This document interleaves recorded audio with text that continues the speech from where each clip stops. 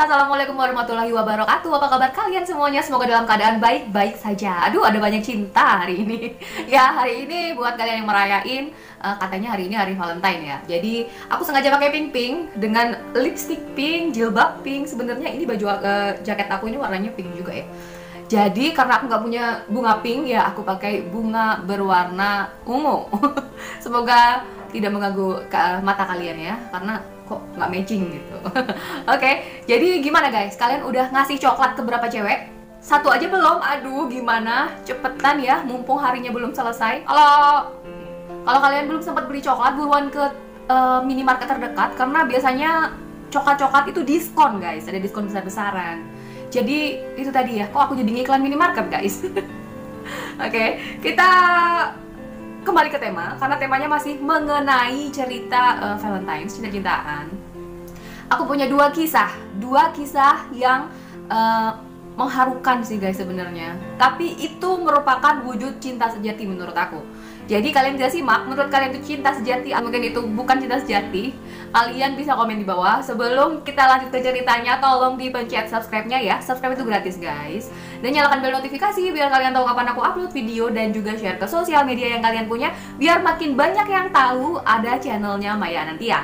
Oke, terima kasih ya. Langsung aja kita lanjut ke ceritanya.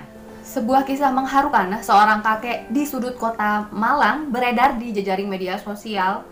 Kisah tersebut viral. Awalnya kisah itu dibagikan oleh salah satu anggota grup Facebook bernama Muhammad Nur Yusron.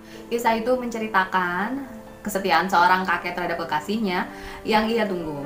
Berdasarkan unggahan tersebut, kakek tersebut bernama Mr. Goblo atau Pak Arifin. Pria itu menunggu kekasihnya kembali. Dia rela menunggu kekasihnya sejak tahun 1970-an. Dia selalu menunggu kekasihnya kembali di sudut kawasan Kayu Tangan, Kota Malang.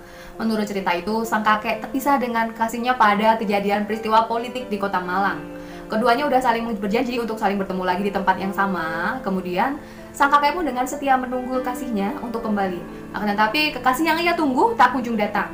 Dalam unggahan tersebut, terdapat beberapa lampiran foto yang menampakkan sosok kakek Arifin terlihat di pinggir jalan. Dirinya duduk hingga tertidur di depan sebuah toko yang sudah tidak terpakai. Penantian kakek Arifin itu ia lakukan hingga akhir hayatnya guys. Kakek tersebut diketahui meninggal pada tahun 2017. Dan berdasarkan unggahan tersebut, kakek Arifin ditemukan di trotoar dengan kelopak mata lebam karena terbentur sesuatu. Dirinya pun dibawa ke rumah sakit Saiful Anwar, namun kondisi kakek Arifin tidak dapat diselamatkan lagi. Jadi ada yang bilang juga katanya kakek Arifin ini sampai babak belur itu dia jadi korban tabrak lari guys. Jadi simpang siur beritanya antara dua itu, entah mana yang benar. Jadi kisah kakek Arifin ini mendapat perhatian warganet yang membaca kisah ini, merasa terharu dan akhirnya membuat cerita ini viral. Ada yang berkomentar, teman saya bilang cinta sejati itu nggak ada di zaman seperti ini. Tapi saya masih meyakini hal itu ada. Contohnya pengorbanan kakek ini. Gimana guys? Nunggu berpuluh-puluh tahun dari 1970-an, sekarang udah 2021. Si kakek ini konon meninggalnya, konon kabarnya meninggal di tahun 2017 guys. Ini nunggunya lama banget guys. Kalau kalian sanggup nggak sesetia itu nungguin pasangan kalian? Kalau aku nggak sanggup. Sampai bertahun-tahun nungguin di emperan toko guys. Ya Allah, udah kayak orang gelandangan dong ya. Mungkin kalau menurut aku, karena itu mungkin terjadi krisis. Entah si cewek meninggal atau si cewek udah jadi istri orang lain ya. Kita nggak ada yang tahu gimana. Si cewek mau kembali juga nggak bisa.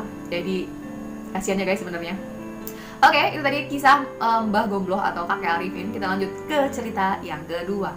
Jadi cerita kali ini masih dengan cerita tentang cinta yang sejati menurut saya ya.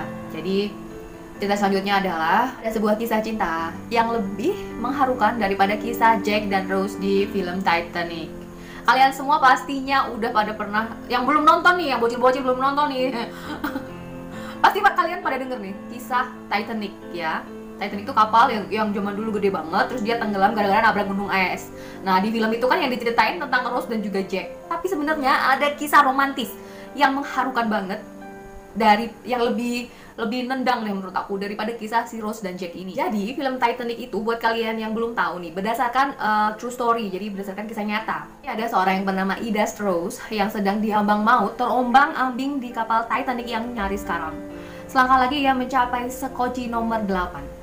Namun tiba-tiba perempuan itu berbalik. Kita telah hidup bersama selama bertahun-tahun, katanya. Manapun kau pergi, aku ikut. Katanya lagi kepada suaminya Isidore Strauss.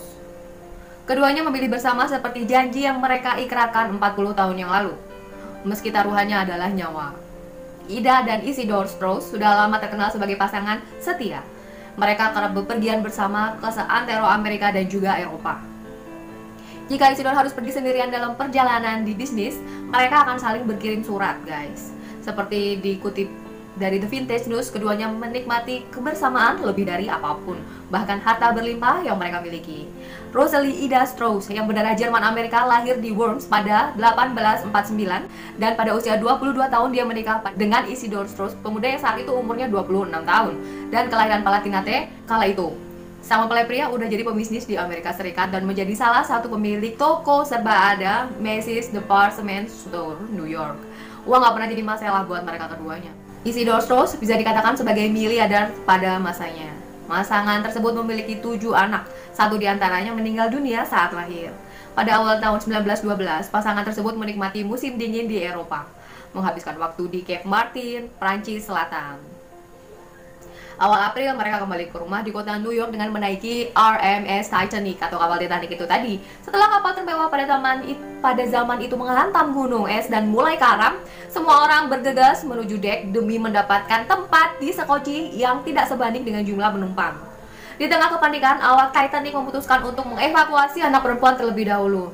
Ida dibawa ke sekoci nomor 8 dan karena menjadi bagian dari kelas elit, Isidore ditawari juga bangku dalam sekoci di sebelah istrinya sebenarnya, guys. Namun dia pria sejati, guys. Dia menolak dengan suara tegas. Dia berkata pada Kolonel Gracia, "Aku gak akan pergi lebih dulu daripada pria-pria lain." Dia kemudian bahkan bersikukuh agar pembantu barunya Ellen Burr masuk ke sekoci. Nah, gadis Inggris ini ragu-ragu mengenakan mantel bulu dari sang nyonya karena mantel itu mahal ya. Dia mengatakan bahwa ia tak lagi membutuhkannya. Saat Kolonel Gracia dan rekan mencoba membujuknya, Ida tetap menolak. Ia nggak mampu berpisah dari pria yang ia cintai.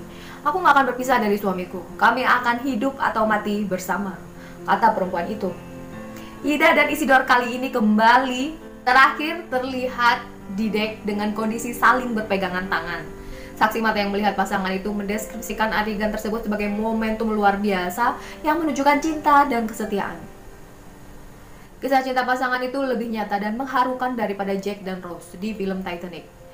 Ida dan Isidore Strauss meninggal dunia pada saat Titanic karam di Laut Atlantik yang nyaris beku. Jasad Isidore ditemukan dan dibawa ke Halifax, Nova Scotia, di mana identitasnya kemudian dikonfirmasi. Jenazah sang miliarder kemudian dibawa ke New York. Sayangnya tubuh Ida tidak pernah ditemukan. Sebuah cenotaph atau monumen yang bentuknya mirip dengan nisan didirikan bagi Ida dan Isidore di Strauss Mausoleum di Woodlawn Cemetery, Bronx. Sebuah kalimat dari Song of Solomon atau Kidung Sulaiman tertera di sana. Air sebanyak apapun tak akan memuaskan dahaga cinta, juga tidak bisa membanjiri atau menenggelamkannya. Kenangan atas cinta Ida dan Isidore Strauss ini masih terpasang di 34th Street Memorial Entrance, Macy Herald Square. Jadi mereka maunya setelah nikah bersama-sama terus sampai mereka menghembuskan nafas terakhir. Sayang banget ya, Idanya ini nggak ditemukan, guys. Jadi cuma si cowok doang nih, si kakeknya yang ketemu jasadnya dan diidentifikasi sama regu penyelamat, sedangkan si Idanya menghilang di lautan entah kemana. Jadi itu 2 kisah yang udah saya bagikan, dan sampai ketemu lagi di video Maya Anantia berikutnya. Bye.